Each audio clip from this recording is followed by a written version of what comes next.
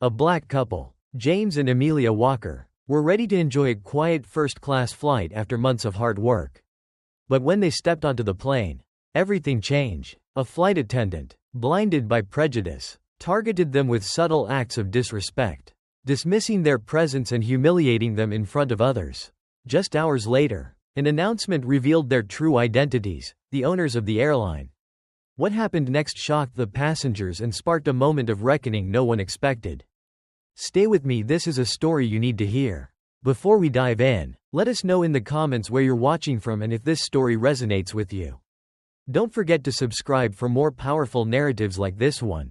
In the heart of an airport terminal, where faces blur and lives intersect briefly yet profoundly, James Walker and his wife, Amelia, moved with a quiet grace. James, tall and broad-shouldered, wore a tailored navy suit, his polished shoes tapping a measured rhythm against the tiled floor. Amelia's dress flowed around her like a whisper, her pearl necklace catching the artificial light. Together, they looked every bit the image of dignity and success, though their skin, a rich and unmistakable brown, often spoke louder than their polished attire. The first sign came at the check-in counter. Karen, the flight attendant manning the desk, offered them a perfunctory greeting, her eyes skipping over them with disinterest. Her tone, clipped and professional, masked an undercurrent of dismissiveness. "Tickets and IDs, please," she said without meeting their gaze, her manicured fingers poised over the keyboard. James handed over their documents with a warm smile. "Good afternoon. We're excited to experience Horizon Air today." Karen glanced at the IDs, her brow twitching ever so slightly as she scanned the names, James and Amelia Walker. They meant nothing to her. Her smile tightened into a mechanical grimace as she printed their boarding passes. "I hope you enjoy the flight. Next time, I'd suggest booking sooner if you want better seats." James's smile faltered. "Actually, these are first-class tickets." Karen's eyes flicked up sharply, her surprise unguarded. She forced a laugh, the kind designed to smooth over discomfort. "Of course, my mistake." She slid the tickets across the counter without apology, already waving the next customer forward. Amelia squeezed James's arm lightly, her silence urging patience. They walked away, their steps measured, their expressions unreadable. Neither spoke of the incident. It wasn't worth it. Not yet, but the seed had been planted. A familiar one. The second sign came at the security checkpoint. The line snaked forward slowly, passengers removing shoes, belts, and laptops with a collective sigh of inconvenience. When James and Amelia reached the front, a stern-faced TSA agent gestured them aside for additional screening. "Random check," he said, though his eyes lingered on their faces just a beat too long. Amelia raised an eyebrow, but James, ever the diplomat, nodded calmly. "Of course, anything we can do to make your job easier." Their carry-ons were opened, their toiletries scrutinized. A bottle of lotion drew particular attention, though it fell well within the allowed size. Passengers behind them shifted impatiently, their whispers carrying just far enough to be heard. "Why them?" one woman muttered. "Probably something in their bags," another guessed. When the search was complete and nothing found, the agent waved them through without so much as an apology. Amelia tightened her grip on James's hand as they walked toward the gate. "You okay?" she asked softly. He nodded, but his jaw was set.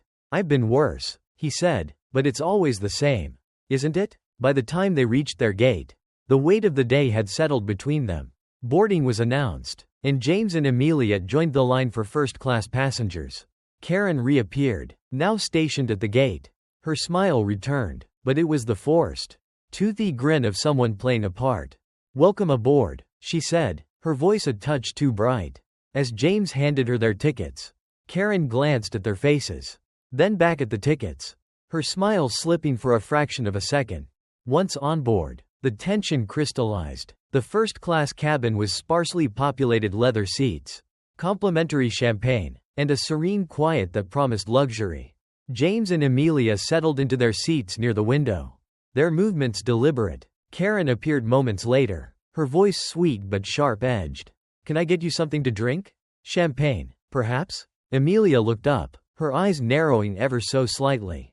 "Water will be fine." Karen smirked, the kind of expression that said, "I expected as much." She turned on her heel, muttering something under her breath. Neither James nor Amelia missed it, though neither said a word. For most, the flight would have seemed ordinary. For James and Amelia, it was a quiet battle, a test of endurance, of grace under pressure. It was in the way Karen lingered over other passengers, chatting warmly, while barely acknowledging them. It was in the double takes from other travelers, their curiosity barely masked. It was in the way small acts, a delayed drink, a forced smile accumulated into something undeniable. The tension simmered beneath the surface, unspoken but palpable. It was the kind of prejudice that didn't shout but whispered, a constant background hum that reminded you of your place in someone else's world. But James and Amelia had learned long ago how to navigate such spaces. They spoke in quiet tones, sharing inside jokes and observations, their love a fortress against the outside world. They had come prepared for the day's challenges, though they knew that patience like love could be tested. As the plane taxied down the runway, Amelia glanced at James, her lips curving into a small, knowing smile. "They don't know who we are," she said softly. James chuckled, low and steady. "Not yet." And as the plane lifted into the sky, the storm brewing in the first-class cabin hinted at something more than turbulence. The hum of the airplane's engines provided a backdrop of restless calm, the kind that often failed to soothe the tensions of those traveling high above the clouds. James Walker leaned back in his first-class seat, the leather cool against his back, but his body remained taut, like a coiled spring. Amelia, ever composed, sat beside him, her posture perfect, her hands folded neatly in her lap. The cabin was sparsely occupied. The murmurs of fellow passengers, the polite chatter of privilege floated around them. But James and Amelia remained quiet. They didn't need to speak. The air around them buzzed with the unsaid. Karen, the flight attendant from the gate, began her service. She moved briskly, her practiced smile softening as she reached each seat. She lingered with a gray-haired couple seated across the aisle, engaging them in small talk about their destination. She poured their champagne with precision, her gestures smooth and deferential. When Karen turned toward James and Amelia, the shift in her demeanor was subtle but unmistakable. Her smile faltered, her tone flattened. She carried the same tray of drinks, but her step seemed heavier, her presence colder. "Can I get you anything?" she asked. Her voice clipped. James glanced at Amelia, their eyes meeting briefly, a shared moment of understanding.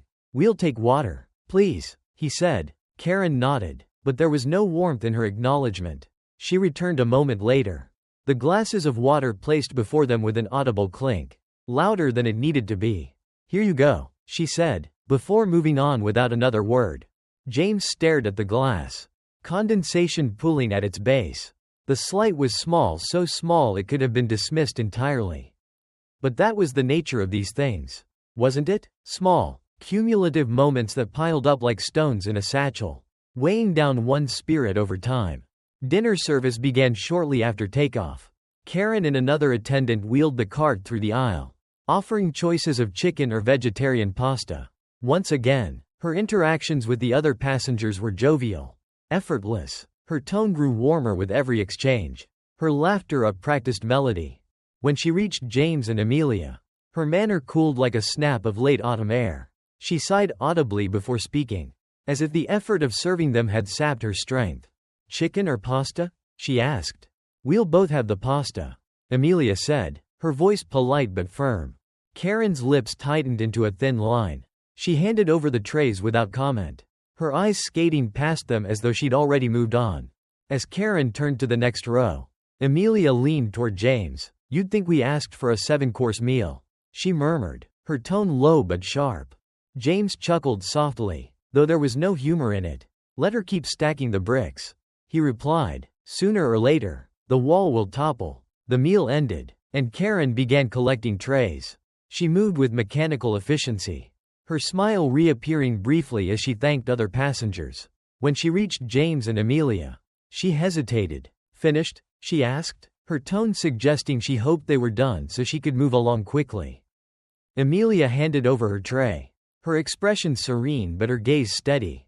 "Thank you," she said pointedly. Karen blinked, as if the simple courtesy had unsettled her. She muttered something under her breath, something about manners, and walked away before James could hand her his tray. He placed it on the edge of the seat, letting it sit conspicuously in her absence. The undercurrent of tension rippled outward. The other passengers in the cabin began to notice. A man in a suit glanced at James and Amelia. His brow furrowed slightly as though puzzling over what he'd just witnessed. A woman across the aisle lowered her newspaper, her eyes darting between the couple and the flight attendant. James caught the woman's gaze for a fleeting moment. She looked away quickly, feigning interest in the crossword puzzle on the page. It wasn't guilt he saw in her expression, it was discomfort. The kind of discomfort that came from proximity to something you'd rather not acknowledge. As the plane flew deeper into the night, Karen's presence became more sporadic. She avoided their row entirely during the next round of drink service. Bypassing them without a glance, Amelia let out a small, incredulous laugh. "It's almost impressive," she said. James shook his head, a faint smile tugging at the corners of his mouth. "It's predictable." Later, when the cabin lights dimmed, James leaned back in his seat and closed his eyes. He tried to let the rhythm of the plane's engines lull him into sleep. But his mind raced. He thought about his father, who had faced far worse in his lifetime: overt threats, blatant exclusion. He thought about his grandfather, who had been forced to ride at the back of a bus, who had known the taste of humiliation so well it had flavored every word he spoke. And yet, here James was, in first class, on a plane owned by his own company, still carrying the weight of invisible shackles. The chains were lighter now, less visible, but they remained. Amelia broke the silence. "Do you think she knows who we are?" James opened his eyes and turned to her. "I don't think it would matter if she did." Amelia nodded slowly. "Maybe, but it'll matter soon enough." Her words hung in the air, heavy with implication. James turned his gaze toward the window, watching as the lights of the earth stretched into the horizon. Somewhere out there, beyond the clouds, was a world they'd fought to build. A world that still resisted their presence in subtle and insidious ways. And in this cabin, at 30,000 feet, the struggle continued, not with fists or shouts, but with glances, tones, and silences that spoke louder than any words. As the plane cruised through the night sky, the tension between them and Karen remained unresolved, a quiet storm gathering strength. But James and Amelia had weathered worse. They knew that even the strongest storms could break, given time and the right kind of pressure. The cabin lights had dimmed, casting the first-class section in a muted glow. Passengers settled into the rhythm of the flight, their conversations dwindling to whispers or disappearing altogether. James Walker, ever observant, noticed how the quiet seemed louder in moments like these, amplifying tensions that others might dismiss as trivial. Karen's absence was conspicuous. She had stopped making rounds in their section. And when another flight attendant, a younger man with an eager smile, came to check on James and Amelia, Karen's avoidance became undeniable. "Can I get you anything, sir, ma'am?" the attendant asked, his tone sincere. Amelia shook her head. "We're fine for now, thank you." The young man smiled, then glanced nervously toward the galley. James caught the subtle shift in his demeanor, the way his posture stiffened slightly before he moved away. He was covering for her. James realized it wasn't unusual. Workers often shielded one another, especially when they sensed trouble brewing. Amelia turned to James. "It's deliberate now." He nodded, his expression unreadable. "It's always deliberate. That's what makes it effective." Karen reappeared not long after, pushing a cart laden with drinks and snacks. Her movements were brisk, her focus pointedly on the row ahead of theirs. The older couple seated nearby leaned in to accept their refills, laughing softly as Karen handed them 2 glasses of wine with exaggerated cheer. When she reached James and Amelia, her cheer evaporated. Without asking, she set down 2 small packets of peanuts and a bottle of water on their shared tray. "No champagne left," she said, her voice flat. Amelia looked up sharply. "Is that so?" Karen hesitated, her mouth opening as if to argue. But she seemed to think better of it. "I'll check the galley," she mumbled, pushing the cart forward. James leaned back in his seat, the muscles in his jaw working silently. "Let it go," he said under his breath. Amelia turned to him, her voice low but firm. "I let it go at the counter. I let it go at security. I'm not interested in letting it go all the way to our destination." The divide in the cabin was growing palpable.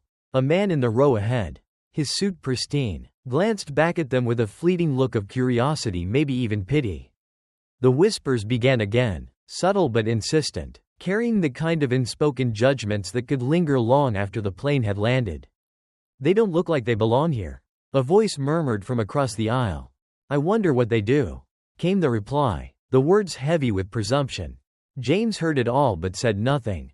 He had mastered the art of silence as resistance, knowing that sometimes restraint spoke louder than confrontation.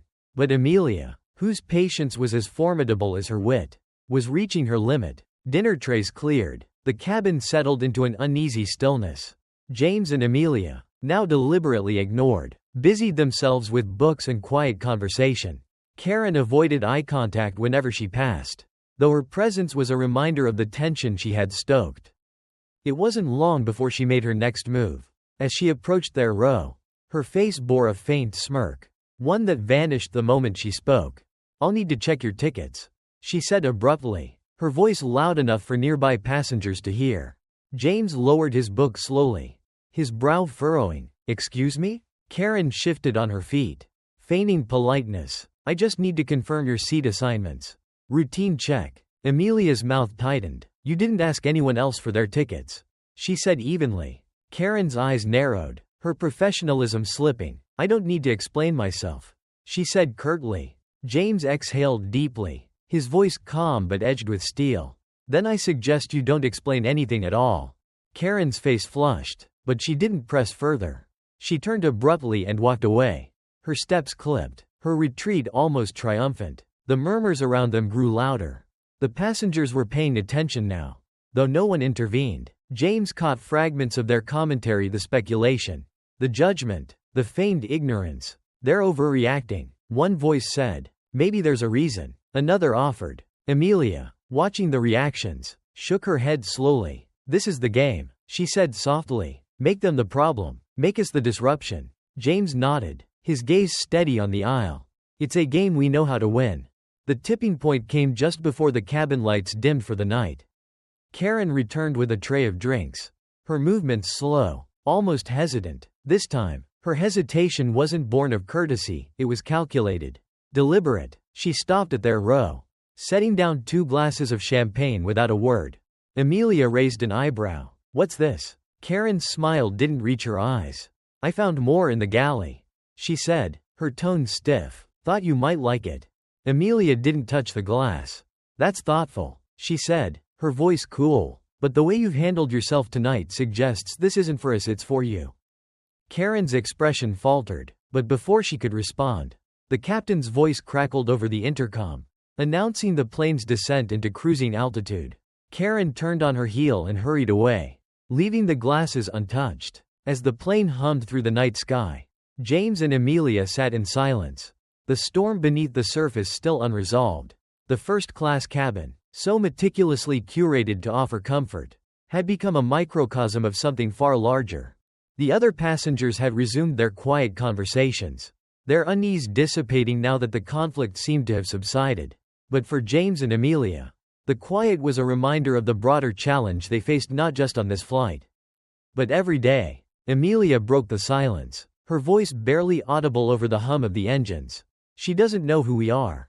James glanced at her, his gaze steady. "She doesn't need to know. It's not about us." Amelia nodded slowly, her eyes fixed on the window. "No, but it will be." And with that, the tension in the cabin shifted again, not with resolution, but with the promise of what was to come. The unspoken battle of dignity and prejudice, of power and silence, was far from over. But James and Amelia had spent their lives preparing for moments like these. The night stretched on, the plane slicing through the darkness. Somewhere beyond the horizon, the dawn awaited, though the storm still lingered, heavy and unyielding. The flight had settled into its mid-air rhythm. The lights dimmed, the hum of the engines a steady, lulling drone. Yet for James and Amelia Walker, peace remained elusive. While other passengers sank into their leather seats, masks over their eyes, or headphones blocking out the world, the tension in their row felt sharper than ever, an invisible thread pulling tighter with every passing moment. James sat upright, his book open but unread. His eyes moved over the lines, but his thoughts lingered elsewhere, replaying the evening's events like a reel that refused to stop. Amelia, beside him, was similarly restless. her fingers idly tracing the edge of the armrest. The air between them felt heavy. But it was a weight they knew well. The next encounter wasn't long in coming. Karen returned, her movements hurried but not harried, a mask of professionalism barely concealing her discomfort. She addressed the row behind them first, offering blankets and refreshments with a bright, almost exaggerated warmth. When she reached James and Amelia, her demeanor changed. "Would you like anything else?" she asked flatly, her voice devoid of the kindness she had so freely offered to others. Amelia looked up, her gaze sharp. "We're fine," she replied, her tone clipped but polite. Karen hesitated, as if waiting for something, an objection, a complaint. When none came, she turned on her heel and moved down the aisle, her departure as abrupt as her arrival. The silence that followed was louder than the engines. The other passengers had begun to notice, though most avoided meeting James's or Amelia's gaze. It wasn't just Karen's behavior that hung in the air, it was the collective choice of those around them to remain silent, to watch but never intervene. Across the aisle, a man leaned toward his companion, whispering just loud enough to be heard. "They don't look like troublemakers," he said. His companion shrugged. "Sometimes it's not about what they do. It's how people feel about them." The words weren't meant to be cruel, they were observational, detached, but they stung nonetheless, a reminder of how easily humanity could be reduced to perception rather than truth. Later, during the in-flight snack service, the tension escalated. Karen reappeared, her tray laden with options, fruit plates, small sandwiches, tiny bowls of soup. She moved methodically, offering each passenger a choice and lingering just long enough to exchange pleasantries. When she reached James and Amelia, her tone hardened. "Fruit or sandwich?" she asked. The words clipped. James looked up, his expression calm but unyielding. "The soup, please." Karen hesitated, her brow furrowing. "That's for premium passengers only." Amelia turned sharply, her voice low but firm. "We are premium passengers." Karen blinked, flustered for a moment before recovering. "I'll see what I can do," she said, though the edge in her voice suggested she wouldn't try very hard. She walked away, leaving James and Amelia without an answer. It wasn't about the soup, never about the soup. It was about the subtle indignities, the microaggressions that piled up until they became impossible to ignore. For James and Amelia, this was no isolated incident, it was part of a pattern, a recurring theme in a story they had lived too many times. The culmination came during the announcement of the in-flight survey. A cheerful voice over the intercom encouraged passengers to rate their experience with Horizon Air. Karen walked through the cabin, handing out cards to each row with a smile that didn't reach her eyes. When she reached James and Amelia, she hesitated, her fingers brushing the cards but not offering them. For a moment, she seemed to deliberate, her gaze flickering between them and the passengers seated nearby. Then, with a tight smile, she handed the cards over, her voice dripping with insincerity. "Make sure to let us know how we're doing," she said. Amelia accepted the card without a word, her fingers tightening around it. Karen lingered for a moment, as if daring them to respond. Before moving on to the next row, James turned to Amelia, his voice quiet but resolute. "They ask us for feedback, but they don't want to hear it." Amelia's lips pressed into a thin line. Maybe it's time they did. The tension in the cabin was palpable now, not just between James and Amelia and Karen but in the collective unease of the passengers. The first-class section had become a theater, each interaction a performance of subtle power dynamics that everyone could see but no one dared address. The man across the aisle shifted uncomfortably, his newspaper forgotten. The older couple 2 rows ahead exchanged glances, their expressions a mix of sympathy and guilt. Even the younger flight attendant, the one who had covered for Karen earlier, seemed to avoid their gaze. His movements hurried as he busied himself with other tasks. But no one said anything. No one intervened. As the cabin lights dimmed further and the hum of the engines deepened, Amelia leaned toward James, her voice barely a whisper. "You think she knows?" James shook his head slowly. "No, but that's not the point. It's not about who we are, it's about who she thinks we're not." Amelia nodded, her expression thoughtful but tinged with frustration. "She's playing a game she doesn't understand, and we're letting her win." James looked at her, his gaze steady. Not for much longer. The night deepened, and the plane sailed forward. In the dim light of the cabin, James and Amelia prepared themselves not for confrontation, but for revelation. The storm beneath the surface had grown too loud to ignore, and soon, it would break. What Karen didn't know, what none of them knew, was that this flight wasn't just a test of endurance. It was a moment of reckoning, a quiet act of resistance that would ripple far beyond the confines of the first-class cabin. The game was changing, and James and Amelia Walker were no strangers to the rules. The plane hummed steadily in the night sky, the gentle turbulence hardly noticeable to most passengers. But for James and Amelia Walker, the turbulence wasn't in the air, it was in the cabin, in the weight of the unspoken and the unseen. The tension had grown thick, layered by interactions that were too deliberate to be coincidence, yet subtle enough to go unchallenged. Karen's avoidance had turned into something sharper. Her veneer of politeness, already brittle, began to crack under the pressure of her own choices. The first-class cabin had become her stage, and every glance, every word, every decision was a performance she no longer controlled. The first sign of escalation came when Karen returned to collect the feedback cards. She moved through the cabin briskly, smiling and thanking passengers as they handed over their surveys. But when she reached James and Amelia, her movements slowed. She extended her hand, her smile strained. "Thank you for your feedback," she said, the words flat and rehearsed. Amelia held onto her card a moment longer than necessary, meeting Karen's gaze. "You're welcome," she said, her tone pointed. Karen faltered, a flicker of uncertainty crossing her face. She took the card and moved on quickly, but not before muttering something under her breath, too low to be clear, but loud enough to sting. James exhaled sharply, his patience fraying. "It's like she's daring us," he said quietly. Amelia leaned back in her seat, her fingers drumming softly against the armrest. "She doesn't know where the line is," she replied, "but she's going to find out." The second sign was less subtle.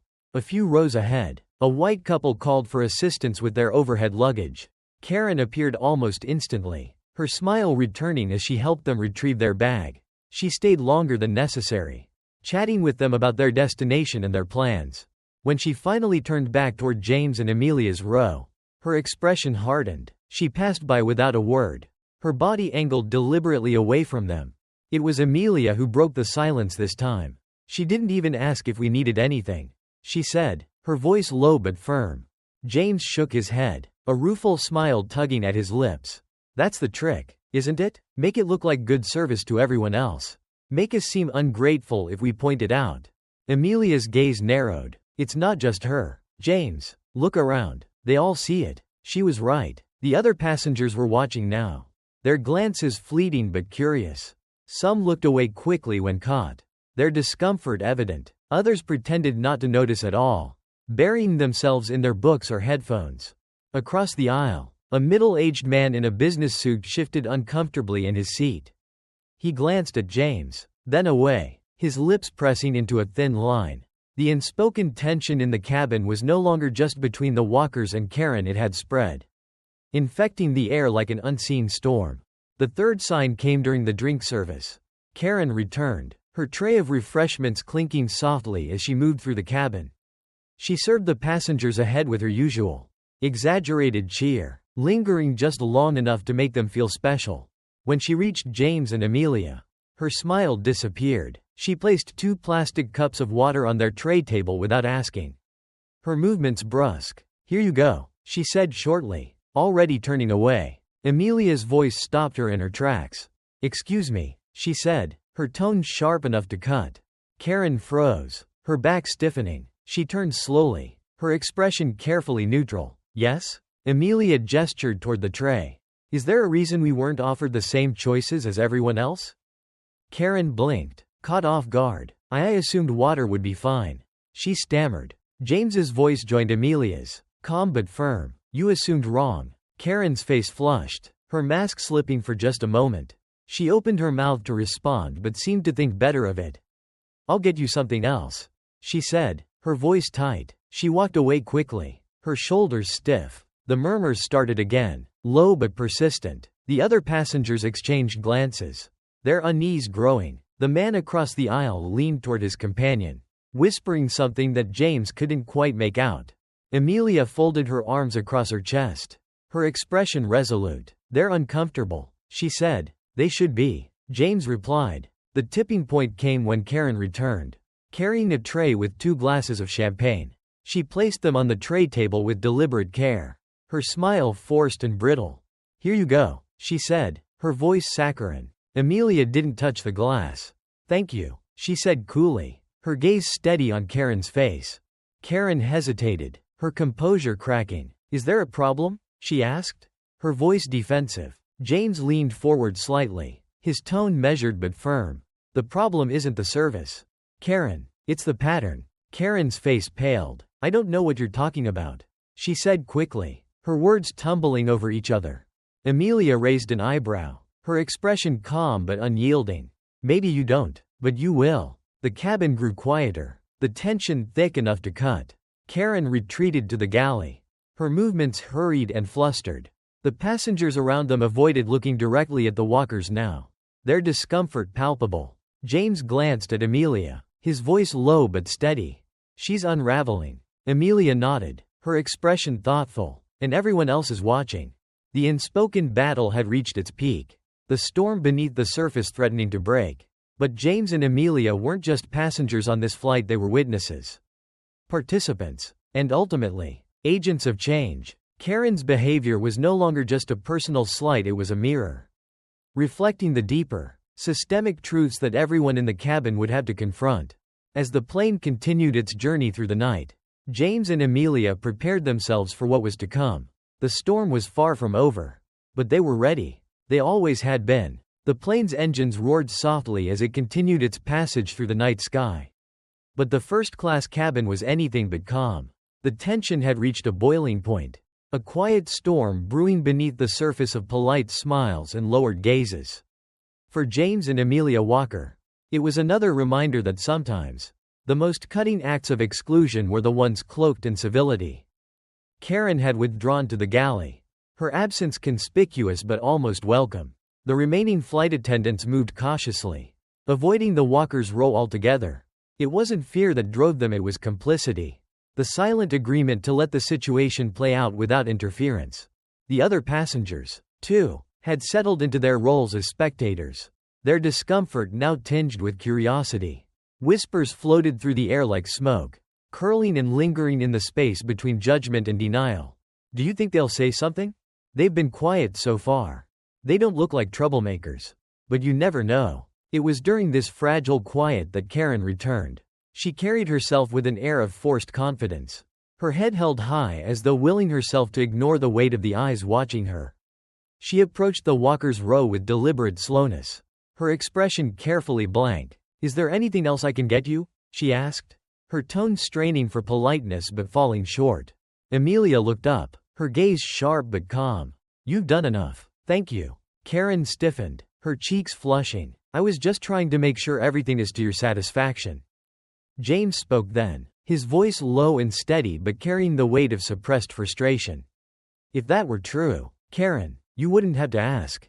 The words hung in the air, their meaning unmistakable. For a moment, Karen seemed to waver, her carefully constructed mask slipping. Then, as though regaining her footing, she straightened. I don't know what you mean, she said, her voice defensive now. Amelia leaned forward slightly, her tone measured but firm. You do. You just don't want to admit it. The exchange had caught the attention of the entire cabin. Passengers shifted in their seats, their gazes darting between Karen and the walkers. The tension was no longer subtle, it was palpable. A living thing that demanded acknowledgement. Karen's composure faltered further. Her movements were stiff as she adjusted the tray in her hands, her knuckles whitening as she gripped its edges. If you're unhappy with the service, I can have someone else assist you, she said, her words clipped. James raised an eyebrow. And would that solve the problem? Or just move it somewhere else? The question landed like a stone, and Karen visibly flinched. She opened her mouth to respond, but no words came. Instead, she turned abruptly and walked away, retreating to the galley once more. The silence that followed was deafening. Amelia glanced around the cabin, her eyes sweeping over the other passengers. No one met her gaze. They looked away, suddenly interested in the contents of their books or the in-flight entertainment. They see it, Amelia said quietly. James nodded. They've always seen it, but seeing and acting are two different things. The quiet was broken moments later by an announcement over the intercom. The captain's voice, calm and authoritative, filled the cabin. "Ladies and gentlemen, I hope you're enjoying your flight. I just wanted to let you know that we're fortunate to have some very special guests on board tonight, James and Amelia Walker, the owners of Horizon Air." The cabin seemed to exhale all at once, the weight of collective realization settling over the passengers like a heavy blanket. Heads turned toward the Walkers, their expressions shifting from curiosity to shock to something that resembled guilt. Amelia smiled faintly, the kind of smile that didn't quite reach her eyes. "Well," she said softly, "I guess the secret's out." James chuckled, low and steady. "About time." Karen reappeared moments later, her face pale and her movements hurried. She stopped at the Walker's row, her hands clasped tightly in front of her. The confident facade she had worn earlier was gone, replaced by an expression of thinly veiled panic. She began, then faltered. She took a deep breath and started again. "I didn't realize who you were. I want to apologize for." James held up a hand, stopping her mid-sentence. "Stop," he said, his tone even but firm. "This isn't about who we are. It's about who you are. And who you decided we were before you even knew our names." Karen's mouth opened and closed, but no sound came. The color drained from her face as his words sank in. Amelia leaned back in her seat, her expression calm but unyielding. "We don't need your apology, Karen. What we need is for you to think about how you treat people. Not just us, everyone." Karen nodded quickly, her movements jerky. "I understand. I'll do better." James met her gaze, his eyes steady. "I hope so. Because this isn't just a bad day for you, it's a choice. And choices have consequences." As Karen walked away, the cabin remained eerily quiet. The other passengers seemed to hold their breath, their unease now tinged with something deeper: shame, perhaps, or the realization of their own complicity. Amelia turned to James, her voice soft. "Do you think she'll change?" James shrugged, his expression thoughtful. "She might, but whether she does or doesn't isn't the point." Amelia nodded slowly, understanding what he meant. The battle wasn't about Karen. Not entirely. It was about the system that allowed her behavior to flourish, the silent agreements that made it acceptable. And as the plane continued its journey through the night, James and Amelia knew that this moment, however small, had planted a seed. Whether it would grow into something meaningful was a question only time could answer. But for now, they sat back, their dignity intact, the quiet storm in the cabin finally beginning to settle. The cabin remained steeped in silence. The kind of silence that comes only after an unspoken truth has been unearthed. Passengers avoided looking directly at James and Amelia Walker, though their unease was palpable. Every now and then, someone would steal a glance, quickly returning to their magazines or screens when caught. Karen had disappeared into the galley, her absence conspicuous and her steps unheard. But her shadow lingered. It wasn't just her actions or her words, it was what she represented. She was a vessel for something larger, something systemic, that everyone in the cabin now had to wrestle with, even if they didn't have the language to name it. James leaned back in his seat, his hands resting on the armrests, his face calm. But Amelia knew better. She saw the tension in his shoulders, the way his fingers drummed softly against the leather. For all his composure, he carried the weight of the moment like a stone pressed against his chest. The next challenge arrived not with words, but with actions or the lack thereof. A different flight attendant emerged from the galley, a young man with a bright smile that didn't quite reach his eyes.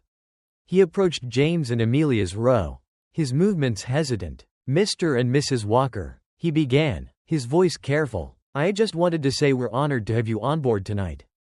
Amelia smiled faintly, but her eyes held a sharp edge. "Thank you," she said, her tone cool. The attendant lingered, shifting his weight from one foot to the other. "If there's anything I can do to make your flight more comfortable, please don't hesitate to let me know." James tilted his head slightly, studying the young man. "Is that offer for us? Or for everyone?" The attendant blinked, startled by the question. For everyone, of course," he stammered. James nodded, his expression unreadable. "Good. Then just do your job. That'll be enough." The attendant flushed, murmuring an awkward apology before retreating to the galley. The murmurs among the passengers resumed, low but insistent. Words like overreaction and misunderstanding floated through the air. cloaked in the language of plausible deniability. "They're making a big deal out of nothing." Someone whispered. "It's not like she said anything that bad." Another replied. Emilia's jaw tightened. "Do you hear that?" she asked. Her voice low. James sighed, his gaze fixed on the seat in front of him. "I hear it. I've heard it all my life." Emilia shook her head slowly. "It's not just her, James. It's them. All of them. Sitting there. Watching. Pretending this isn't their fight. It's easier that way," James said. "Easier to pretend that silence isn't a choice." Karen reappeared a few minutes later. Her composure carefully reconstructed, she moved through the cabin with forced efficiency, her eyes avoiding the walkers entirely. When she stopped at the row behind them, she bent low, speaking in hushed tones to an elderly white woman who nodded sympathetically. The woman glanced at James and Emilia, her brow furrowed in disapproval. She leaned toward Karen, her voice carrying just far enough to be heard. "You've been so professional. Some people just like to make a scene." Karen's response was too quiet to catch, but her smile said enough. Emilia stiffened, her hands curling into fists on her lap. "Did you hear that?" she asked. Her voice taut. James nodded, his expression hardening. Every word. The captain's voice broke the tension, crackling over the intercom with an announcement about the flight's progress. But even his calm tone couldn't smooth over the rift that had formed in the cabin. Moments later, the older woman from the row behind leaned forward, her voice loud enough to address the walkers directly. "Excuse me," she began, her tone clipped. "I couldn't help but notice the fuss earlier. I just wanted to say, some of us appreciate how hard the staff works. It's not easy dealing with difficult passengers." Emilia turned slowly, her gaze sharp as a blade. "Is that so?" The woman blinked, clearly not expecting a response. "I just think people should be more understanding. No need to make everything about race." James's voice was quiet but firm. "If it isn't about race, then what is it about?" The woman faltered, her confidence wavering. "Well, I didn't mean anything by it. I just think everyone should get along." Emilia leaned forward, her voice steady but tinged with anger. "Getting along doesn't mean ignoring the problem. It doesn't mean pretending it doesn't exist because it makes you uncomfortable." The woman flushed, her gaze dropping. She muttered something inaudible and turned back to her seat. The final test came not from Karen, but from the passengers themselves. As the plane began its descent, the whispers grew louder, their edges sharper. "I don't understand why they're upset," someone said. "It's not like they were mistreated," another replied. Emilia turned to James, her voice low. "They're not even trying to hide it now." James nodded slowly. "They think this moment belongs to them. But it doesn't. It never did." As the plane touched down, the first-class cabin buzzed with restless energy. Passengers gathered their belongings, their movements hurried, their eyes avoiding the walkers. When the plane finally came to a stop and the passengers began to disembark, James and Emilia remained seated, waiting for the aisle to clear. Karen approached them one last time, her expression carefully neutral. "Thank you for flying with us," she said, her voice strained. James looked up at her, his gaze steady. "I hope you've learned something tonight." "Karen." She hesitated, her mask slipping just slightly. I have," she said, though her tone suggested she wasn't sure what that something was. Emilia smiled faintly, but there was no warmth in it. "Good, because this isn't just about us. It's about everyone you'll serve after us. Think about that." Karen nodded quickly and walked away. Her steps hurried, her shoulders tense. As James and Emilia rose to leave, the man across the aisle finally spoke, his voice hesitant. I just wanted to say I'm sorry for not saying anything earlier." James paused, his expression softening slightly. "It's never too late to start doing the right thing." The man nodded, his face thoughtful, and as the walkers stepped off the plane, the first-class cabin was left in their wake, filled with passengers who could no longer pretend they hadn't seen what they'd seen. For James and Emilia, the battle wasn't over. It never would be. But tonight, they had forced the world, however briefly, to look itself in the mirror. And that, they knew, was worth something. The airport was alive with its usual chaos, voices echoing, the rhythmic click of luggage wheels on tile, announcements cutting through the air like static. Yet for James and Emilia Walker, the clamor of their surroundings faded into the background. As they stepped off the plane and into the terminal, the weight of the flight lingered, heavy and unresolved. Karen had retreated long before the other passengers filed out, her demeanor a tangle of remorse and self-preservation. But her absence didn't erase the echoes of her actions. Nor did it silence the quiet complicity of those who had witnessed everything and said nothing. Amelia adjusted the strap of her bag on her shoulder, her movements deliberate. "What happens next?" she asked, her voice soft but laced with tension. James glanced at her, his expression calm but resolute. "That depends on them," he said. Them appeared not long after. A cluster of airline executives, dressed in sharp suits and polished shoes, stood waiting near the VIP lounge. Their faces lit up when they spotted James and Amelia, their polished smiles almost too eager. "Mr. and Mrs. Walker," one of them called, stepping forward with outstretched hands. Amelia tilted her head slightly, her own smile faint. "Ah, the cavalry," she murmured under her breath. James met the man's handshake with a measured grip. "Good evening," he said, his tone neutral. The executive's smile wavered for a fraction of a second, but he recovered quickly. "We hope your flight was comfortable," he said, his words careful. Amelia's gaze sharpened. "Comfortable?" she repeated, her tone making the word an accusation. The executive's smile froze. "Well, yes, I mean, we aim to provide the best experience for all of our passengers, especially you two." James crossed his arms, his stance firm but composed. "Then you have work to do." The executives exchanged uneasy glances. It was clear they had anticipated gratitude, perhaps a polite nod to their presence. Instead, they were met with the quiet force of accountability. "We'd like to hear about your experience," one of them said, his voice hesitant. Amelia raised an eyebrow. "Do you really want to hear about it? Or do you want us to tell you what you want to hear?" The question landed heavily, and for a moment, no one spoke. James finally broke the silence. "Your staff needs training," he said, his tone measured, "not just in service, but in respect, not just for us, but for everyone." The lead executive nodded quickly, his expression serious now. "Of course, we'll look into it immediately. We take these matters very seriously."